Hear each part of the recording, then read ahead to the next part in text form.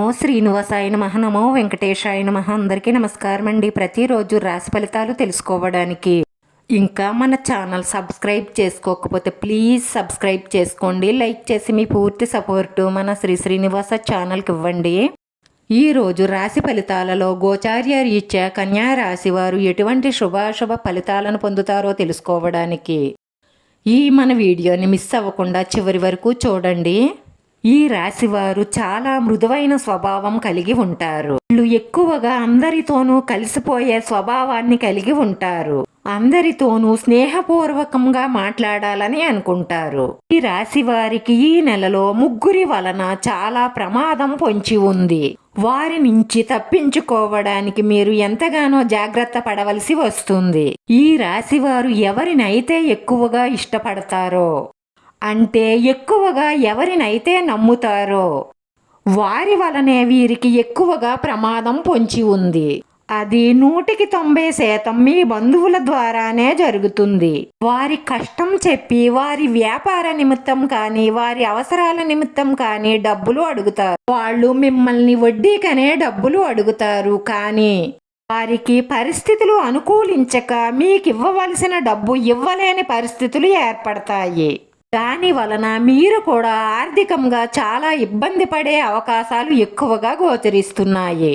అందుకే మీరు ఎవరికైనా డబ్బులు ఇవ్వవలసిన పరిస్థితి వస్తే వారి దగ్గర నుంచి ఏదైనా షూరిటీగా తీసుకునే డబ్బులు ఇవ్వండి. డబ్బుల విషయంలో మీరు మొహమాటం పడ్డారు అంటే నష్టపోతారు, జాగ్రత్త. ఇక రెండవది, మీరు బాగా నమ్మిన మీ స్నేహితులే మిమ్మల్ని నట్టేట్లో ముంచే అవకాశాలు ఎక్కువగా గోచరిస్తున్నాయి. అది ఏ విధంగా అంటే మీరు బాగా నమ్మి మీ వ్యక్తిగత విషయాలను వారితో షేర్ చేసుకోవడం వలన మీరంటే కిట్టని వారి దగ్గర మీ విషయాలన్నీ చెప్పేసి మిమ్మల్ని చులకన చేస్తారు. ఈ విధంగా వీళ్ళు మీకు నమ్మక ద్రోహం చేస్తారు.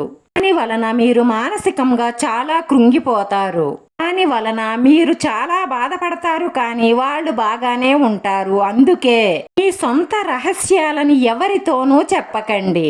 అవి కుటుంబ విషయాలు కావచ్చు, వ్యాపార విషయాలు కావచ్చు, భార్యాభర్తల విషయాలు కావచ్చు, అలాగే ప్రేమ సంబంధానికి సంబంధించిన విషయాలు కూడా కావచ్చు.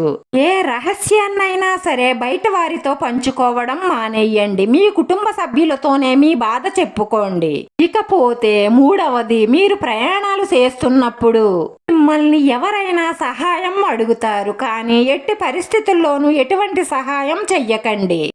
దాని వలన మీరు ప్రమాదంలోకి వెళ్లే సూచనలు ఎక్కువగా గోచరిస్తున్నాయి. ఎందుకంటే మనకి తెలిసిన వాళ్లే ఎలాంటి వాళ్ళ అన్నది మనకి పూర్తి అవగాహన ఉండదు. అందుకనే మనకి పరిచయం లేని కొత్త వ్యక్తుల గురించి అసలు తెలియదు.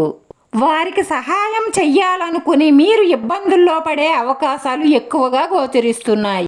ఈ రోజుల్లో పుణ్యానికి వెళితే పాపం ఎదురవుతుంది. అందుకే ఎవరికి తెలియని వారికి సహాయం చెయ్యాలని అనుకోకండి. ఈ మూడు విషయాలలోనూ మీరు జాగ్రత్తగా ఉన్నట్లయితే మీకు అంతా మంచే జరుగుతుంది. మీకు రాను రాను ఆర్థికంగా చాలా బాగుంటుంది. మానసికంగా కూడా ప్రశాంతత దొరుకుతుంది.